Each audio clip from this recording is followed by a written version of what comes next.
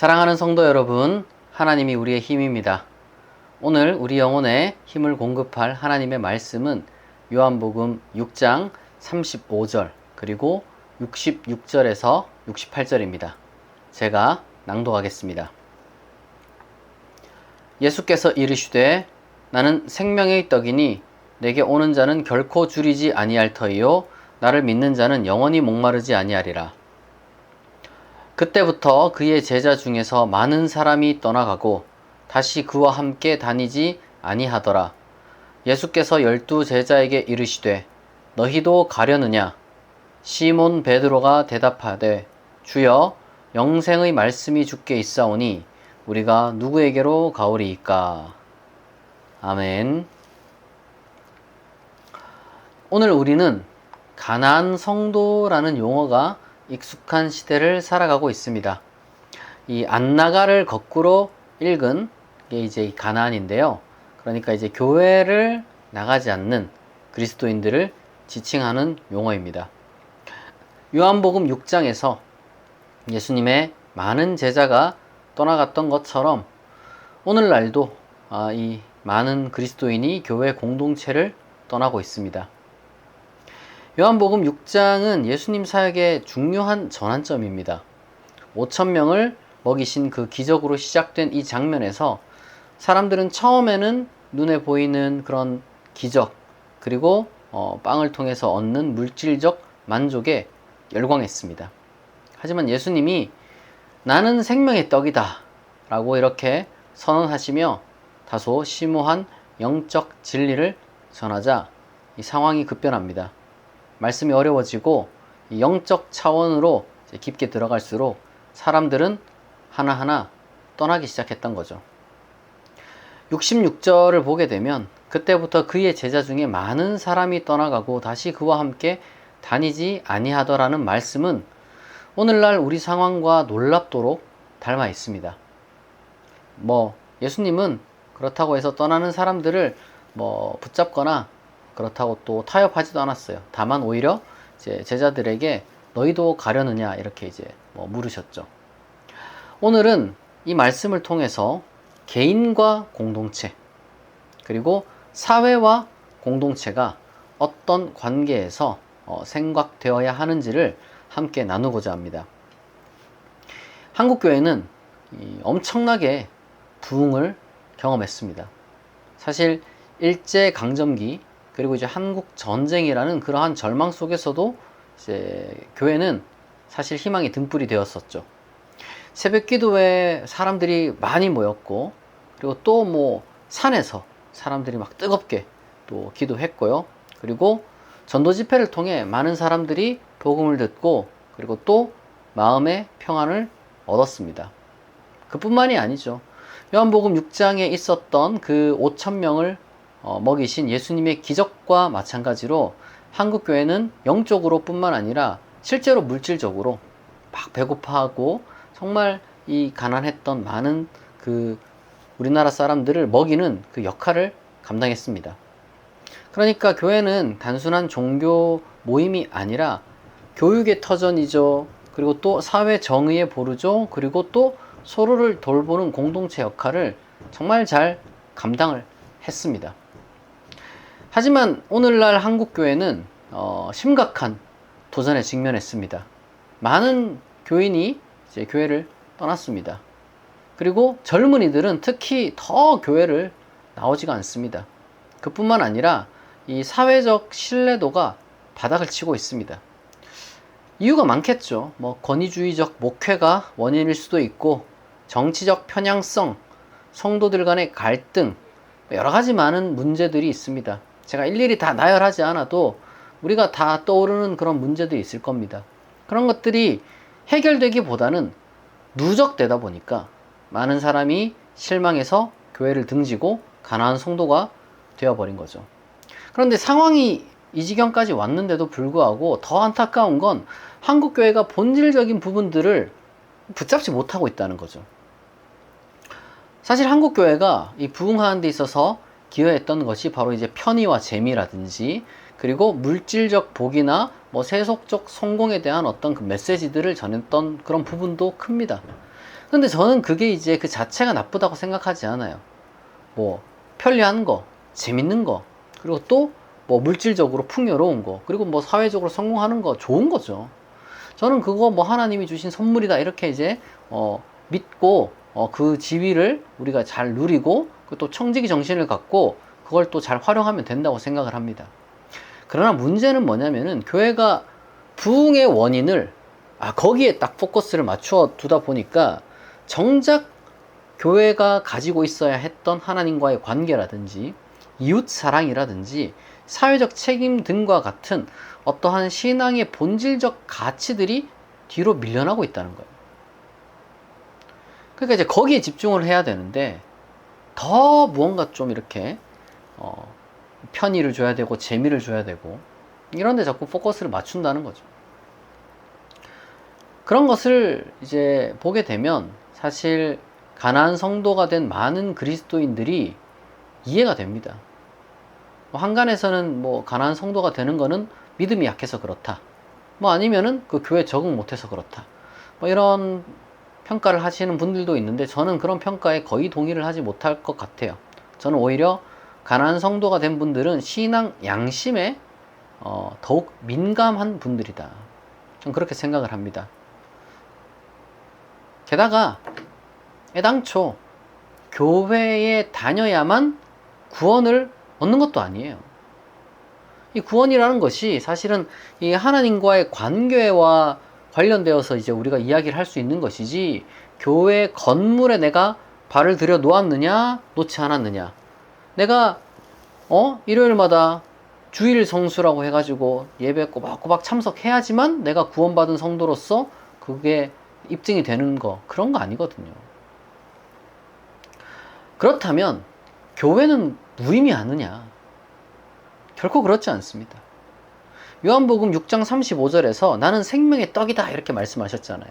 그럼 교회는 바로 어떤 곳이냐면 바로 이 생명의 떡을 나누는 곳이 교회라는 거예요. 생명의 떡을 나누는 거.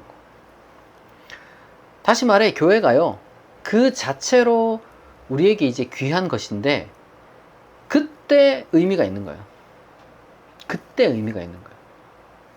억지로 뭐 교회가 다녀야 하는 것도 아니고 의무감으로 뭐 가는 그런 것도 아니고, 그리고 또 의무감도 아니고 막 억지로도 아닌데 무언가 좀 미묘한 남의 시선 때문에 이제 다니시는 그런 분들도 많이 있는데 그건 사실 참된 교회가 아니죠. 그런 마음으로 모여있는 사람들이 무슨 공동체를 형성하겠어요. 교회는요, 내 영혼의 갈급함을 채워주고 하나님과의 만남이 일어나는 그러한 거룩한 공간이어야 하는 겁니다.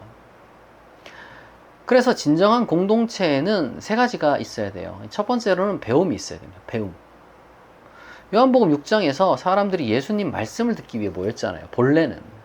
물론 그러니까 배가 고프니 뭐 음식도 주고 이제 하지만, 이게 좀 시간이 지나다 보니까 소위 말해서 이 잿밥에 관심이 생긴다고 말씀은 막 뒷전으로 하고, 그저 그냥 이렇게 이제 재밌는 곳, 뭐 이렇게 그냥 뭐 감정적으로 신나는 곳, 아니면 이제 기타 다른 어떤 유익을 이제 찾으려고 하는 곳, 뭐 이런 곳이 되어버리니까 주객이 전도되는 거죠.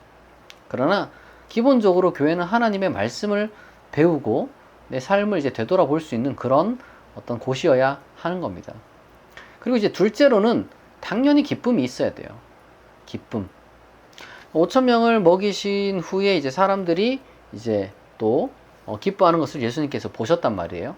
그런 것처럼 이 교회에는 하나님의 은혜로 인한 참된 기쁨이 넘쳐야 됩니다. 그러니까 이제 공동체 구성원들이 서로 와가지고 말씀을 좀 배우고, 그 다음에 서로를 바라보면서 이제 뭐 격려하고 또 사랑으로 돌보고, 그리고 또 뭐 찬양도 하고, 그러한 어떤 그 교제하는 기쁨도 뭐 있어야 되겠죠. 그리고 이제 셋째로는 평안이 있어야 됩니다. 왜냐하면 이 세상은 살아가기가 힘들잖아요. 그래서 그러한 세상 풍랑 속에서도 하나님이 주시는, 예수님이 주시는 그런 평안을 이제 누릴 수 있는 곳이 이 교회가 되어야 되는 겁니다. 그러니까 교회를 딱 왔으면은 사람들이 뭘 느껴야 되느냐? 아, 내가 지금 사랑받고 있구나. 내 지금 상처가 치유되고 있구나. 그리고 또 내가 막 절망에 빠져 있었는데 내가 다시 희망을 가질 수 있구나. 뭐 이런 것들이 이제 있어야 됩니다. 그런데 어떻게 보면 제가 뻔한 소리를 하는 것 같지만 이 뻔한 게 지금 안 보이는 거예요. 사실 도대체 왜 이렇게 되었는지 저도 잘 모르겠습니다. 유감스럽게도 한국 교회는 배움보다는요, 이 세뇌가 있고, 기쁨보다는 광기가 있고, 그리고 이 평안보다는 이 불안에 사로잡히게 만드는 그런 이상한 것들이 이제 한국 교회를 지금 지배하고 있습니다.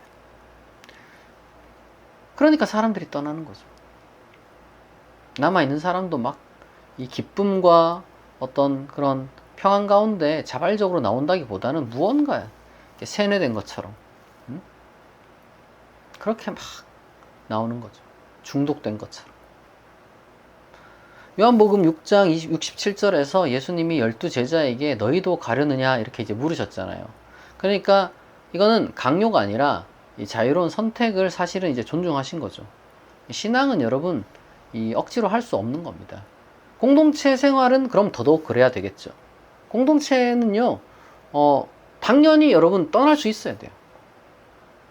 당연히 떠날 수 있어요. 아, 내가 상처받아서 교회를 못 다니겠다. 그럼 여러분 떠나도 돼요. 아, 내가 진짜 교회가 너무 가는 게 은혜가 안 됩니다.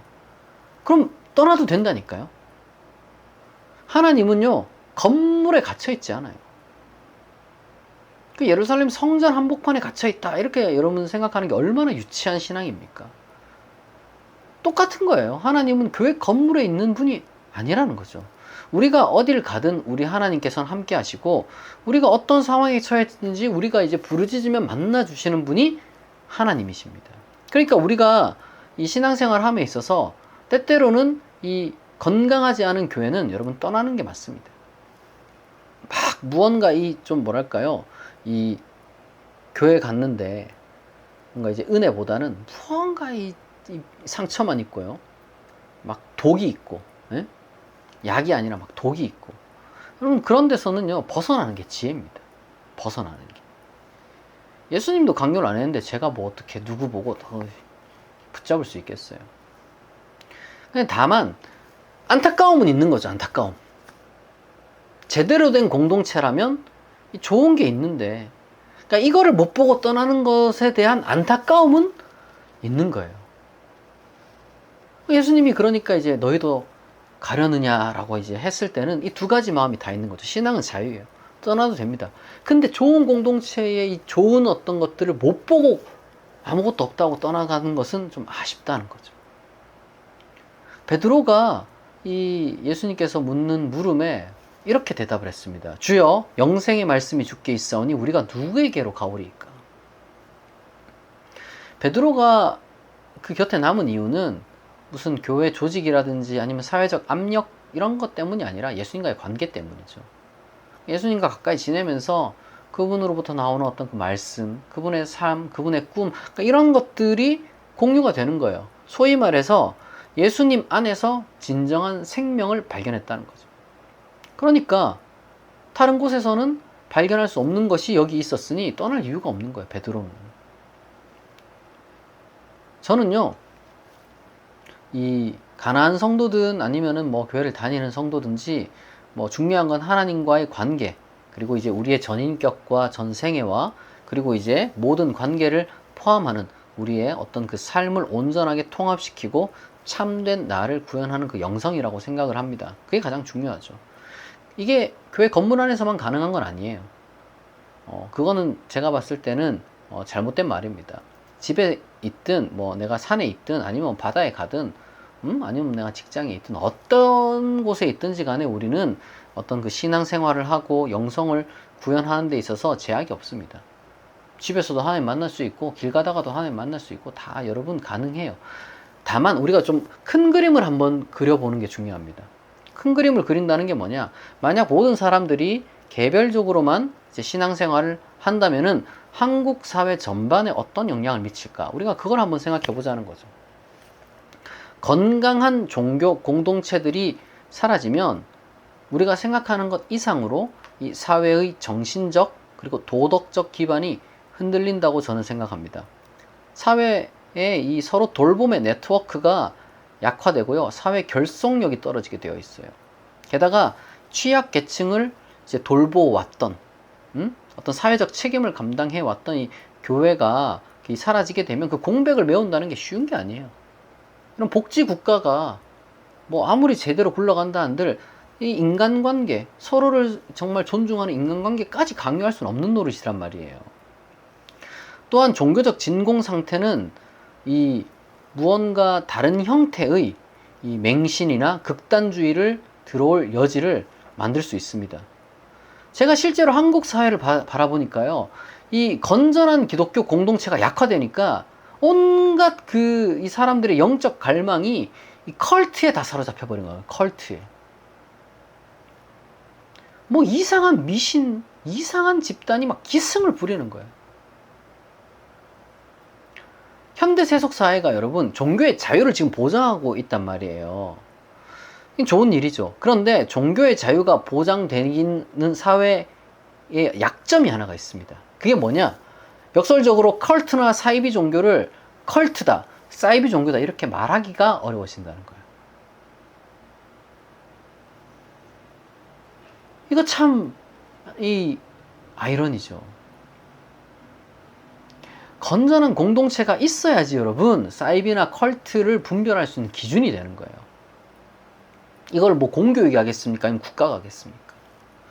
건강한 교회가 사라지면 사람들이 어떤 공동체가 건강한 공동체인지 아니면 뭐 이상한 공동체인지 점점 더 구별하지 못하게 되는 거예요. 따라서 그리스도인은 건강한 공동체의 비전을 공유해야 마땅합니다. 두려움이나 죄책감으로 사람들을 붙잡지도 않고, 그리고 또 진실한 마음으로 하나님을 예배하고 서로 사랑하고 소외와 차별에 놓인 이들도 환영하고 의심하는 사람들과 함께 고민하고 대화하며 더 나아가 내 개인의 어떤 만족에서 끝나는 게 아니라 세상을 섬기고 사회의 빛과 소금이 되는 공동체가 우리에게 필요하다는 겁니다. 물론 모든 개개인에게 당신 그 공동체의 구성원이 되시오, 당신 그 공동체를 이렇게 섬기시오, 만들어 가시오, 이렇게 강요될 수는 없습니다. 그렇게 할 필요도 없고요. 당신이 공동체에 소속되지 않다면 당신의 영성은 불완전합니다, 이런 얘기를 하는 게 아닙니다. 그런 게 아니에요. 개인은 얼마든지 공동체 없이도 신앙생활 할 수 있습니다. 그리고 공동체를 내가 꼭 만드는데 내가 동참해야지, 공동체 구성원이 되어야지, 그럴 필요는 없어요. 그러나 적어도 그리스도인이라면 공동체는 개인과 사회에 필요하고 귀중하다라는 그러한 가치를 긍정해야 하는 것은 분명하다는 거죠. 여러분들이 이걸 잘 구별했으면 좋겠습니다. 모든 개인이 가나안 성도에서 벗어나야 한다라고 말하는 게 아닙니다. 그러나 가나안 성도라 할지라도 개인과 공동체에 개인과 사회에 이 건강한 공동체는 필요하다라는 그러한 비전은 공유를 해야 된다는 거예요. 사랑하는 성도 여러분, 진정한 신앙 공동체는 결코 억지로 만들어질 수 있는 게 아닙니다. 동시에 우리는 주여 영생의 말씀이 주께 있사오니 우리가 누구에게로 가오리까 라는 그 베드로의 고백을 우리가 기억해야 합니다. 우리가 공동체를 구성하는 이유는요, 참된 생명을 누리기 때문이어야만 하는 거예요. 그 외에 다른 것들은 여러분 다 부수적입니다.